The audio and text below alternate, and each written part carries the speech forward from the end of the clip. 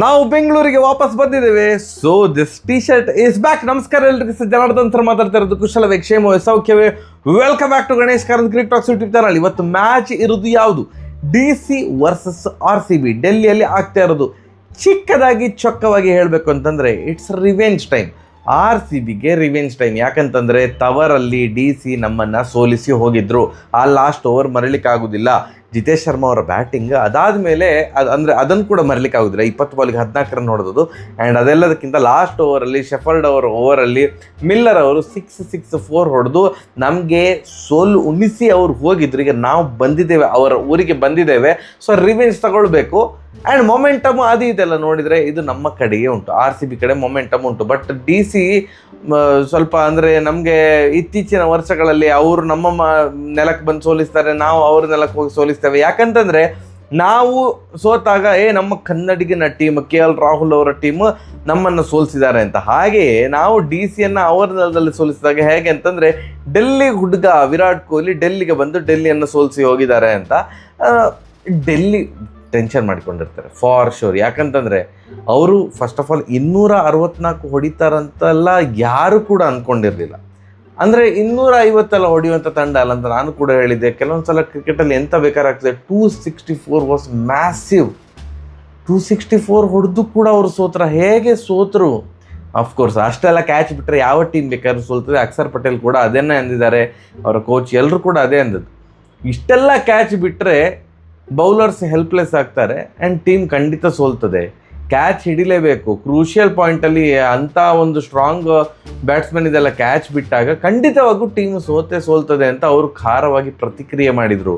So ಅವರಿಗೆ revenge ಅಂತಲ್ಲ, ಅವರಿಗೆ ಗೆದ್ದರೆ ಸಾಕಾಗಿದೆ ಅಂತಾಗಿದೆ. ಸುಮಾರು ಮ್ಯಾಚ್ ಹೀಗೆ ಕೈಯಲ್ಲಿದ್ದ ಮ್ಯಾಚ್ಗಳನ್ನೆಲ್ಲ ಸೋತು ಅವರೀಗ ಪ್ಲೇ ಆಫಿಗೆ ಎಲ್ಲಿಯಾದ್ರು 2 ಪಾಯಿಂಟಿಂದ 4 ಪಾಯಿಂಟಿಂದೆಲ್ಲ ಮಿಸ್ ಆದರೆ, ಒಂದು ಮಿಲ್ಲರ್ ಅವರು 2 ಬಾಲಿಗೆ 2 ಇದ್ದಾಗ ಒಂದು ಎಡವಟ್ಟು ಮಾಡಿಕೊಂಡಿದ್ರು, ಅದು ಮ್ಯಾಚ್. ಆ್ಯಂಡ್ ಈ ಮ್ಯಾಚ್ ಸೋತದಲ್ಲ, ಅವರಿಗೆ ಭಾರಿ ಅಂದರೆ ಭಾರಿ ಕಾಡ್ತದೆ ಫಾರ್ ಶೋರ್. ಅವರು ಆ ಥರದ ಸ್ಥಿತಿಗೆ ಬರ್ತಾರೆ ನೋಡಿ. 5ನೇ ಪ್ಲೇಸ್ 6ನೇ ಪ್ಲೇಸಿಗೆಲ್ಲ ಬಂದಾಗ ಲಬ ಅಂತ ಪಡ್ಕೊಳ್ತಾರೆ. ಅಯ್ಯೋ 2 ಮ್ಯಾಚ್ ಕೈಯಲ್ಲಿದ್ದ ಮ್ಯಾಚ್ ಸೋತೇವಲ್ಲ ಅಂತ. ಆ್ಯಂಡ್ RCB ನೋಡಿ ಗೆಲುವಿನ ಟ್ರ್ಯಾಕಿಗೆ ಮರಳಿದ್ದಾರೆ. ವಿರಾಟ್ ಕೊಹ್ಲಿ ಅವ್ರ ಫಾರ್ಮಲ್ಲಿದ್ದಾರೆ, ಪಡಿಕಲ್ ಅವ್ರ ಫಾರ್ಮಲ್ಲಿದ್ದಾರೆ, ಹೋಲ್ ಟೀಮ್ ಫಾರ್ಮಲ್ಲಿ ಉಂಟು. ಸಾಲ್ಟ್ ಅವರು ಇಂಜುರಿ ಆಗಿದ್ದಾರೆ. ಸೊ ಸಾಲ್ಟ್ ಅವರು ಫಿಟ್ ಆಗುವ ತನಕ ಬೆಥೆಲ್ ಅವರನ್ನು ಆಡಿಸ್ತಾರೆ. ಸೊ ಬೆಥೆಲ್ ಅವರು ಈ ಮ್ಯಾಚಲ್ಲಿ ಕೂಡ ಅಫಿಷಿಯಲ್ ಸ್ಟೇಟ್ಮೆಂಟ್ ಬಂದಿದೆ, ಸಾಲ್ಟ್ ಅವರು ಈ ಮ್ಯಾಚಿಗೆ ಇಲ್ಲ ಅಂತ. ಸೊ ಬೆಥೆಲ್ ಅವರು ಓಪನರ್ ಆಗಿ ಕಂಟಿನ್ಯೂ ಆಗ್ತಾರೆ. ಆ್ಯಂಡ್ ಈ ಪಿಚ್ ಬ್ಯಾಟಿಂಗ್ ಟ್ರ್ಯಾಕ್, ಬ್ಯಾಟಿಂಗಿಗೆ ಯೋಗ್ಯವಾಗಿರುವಂಥ pitch. So minimum first innings score 200 ಅಂತ ಇಲ್ಲಿ on on average. So RCB ಅಥವಾ ಯಾವುದೇ ಟೀಮ್ ಫಸ್ಟ್ ಬ್ಯಾಟಿಂಗ್ ಮಾಡಿದರೆ 250 ರನ್ ಹೊಡಲಿಕ್ಕೆ ಟ್ರೈ ಮಾಡ್ತಾರೆ ಅನ್ನೋದು ನನ್ನ ಒಂದು ಅಭಿಪ್ರಾಯ. ಟ್ರೈ ಖಂಡಿತ ಮಾಡಿಯೇ ಮಾಡ್ತಾರೆ. ಮಿನಿಮಮ್ 220 ಆದರೂ ಇವತ್ತು ಬಂದೇ ಬರ್ತದೆ ಅಂತ ನಂಗೆ ಅನ್ನಿಸ್ತಾ ಉಂಟು. Clear favourites to win at least 51% RCB ಅಂತ ಹೇಳ್ಬೋದು. ಯಾಕಂತಂದರೆ ಬರೀ 51 ಹೇಳ್ತಿದ್ದೇನೆ ಅಂತಂದರೆ, ಎಸ್ DC ಸೋತಿದ್ದಾರೆ, ಅವರ ಬೌಲಿಂಗಿಂದ ಸೋತಿದ್ದು ಅನ್ನೋದಕ್ಕಿಂತ ಅವರ ಫೀಲ್ಡಿಂಗಿಂದ ಸೋತಿದ್ದು. ಅವರ ಬ್ಯಾಟಿಂಗ್ 264 ಹೊಡಿಲಿಕ್ಕೆ ಅಷ್ಟು ಸಾಮರ್ಥ್ಯ ಇದೆ ಅಂತಂದರೆ, KL ರಾಹುಲ್ ಅವರು 152 ರನ್ನೆಲ್ಲ ಹೊಡೆದಿದ್ದಾರೆ ಅಂತಂದರೆ ಅವರಲ್ಲಿ ಕ್ಷಮತೆ ಇದೆ ಅಂತ. ಅವರನ್ನು ಲೈಟಾಗಿ ತಗೊಳ್ಳಿಕ್ಕೆ ಸಾಧ್ಯವೇ ಇಲ್ಲ. ಸೊ ಇದೆಲ್ಲ ನೋಡಿದಾಗ ಇದು ಜಿದ್ದಿನ ಮ್ಯಾಚ್ ಆಗ್ಬೋದು ಅಂತ ನನಗೆ ಅನಿಸ್ತಾ ಉಂಟು.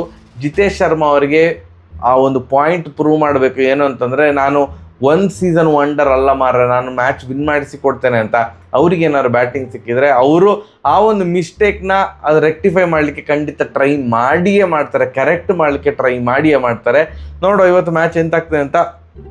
ಮ್ಯಾಚ್ ಮುಗಿದ ಮೇಲೆ ಸಿಗುವ ಶಾರ್ಟ್ ಆ್ಯಂಡ್ ಸ್ವೀಟ್ ವಿಡಿಯೋ. ಜಾಸ್ತಿ ಎಲ್ಲ ಕೊರಿಬಾರ್ದು, ಎಲ್ರಿಗೂ ಸಹ ಗೊತ್ತುಂಟು ಮ್ಯಾಟರ್ ಎಂತ ಅಂತ ಗೊತ್ತುಂಟು. ಇವತ್ತು RCB ವಿನ್ ಆದರೆ ಇನ್ನೂ ಕೂಡ ಆ ಪಾಯಿಂಟ್ಸ್ ಟೇಬಲಲ್ಲಿ ಅವರ ಸ್ಥಾನ ಗಟ್ಟಿ ಆಗ್ತಾ ಹೋಗ್ತದೆ. ಸರಿಯಾಗಿದೆ. ಬರುವ ನಮಸ್ಕಾರ.